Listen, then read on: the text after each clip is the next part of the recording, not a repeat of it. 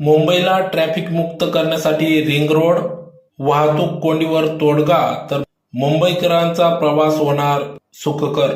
याबाबत अधिक वृत्त असे की मुंबईतील वाहतूक कोंडी कमी करून प्रवासाचा वेळ तब्बल 1 तासांनी कमी करण्यासाठी MMRDA ने रिंग रोडच्या माध्यमातून मुंबईला जोडण्याची योजना हाती घेतली आहे. पुढील 5 वर्षात शहरातील वाहतूक समस्या कमी करणे आणि प्रवासाच्या वेळा कमी करणे हे या रिंग रोडचं उद्दिष्ट आहे. MMRDA ने या रिंग रोडसाठी 58 कोटी रुपये मंजूर केले आहेत.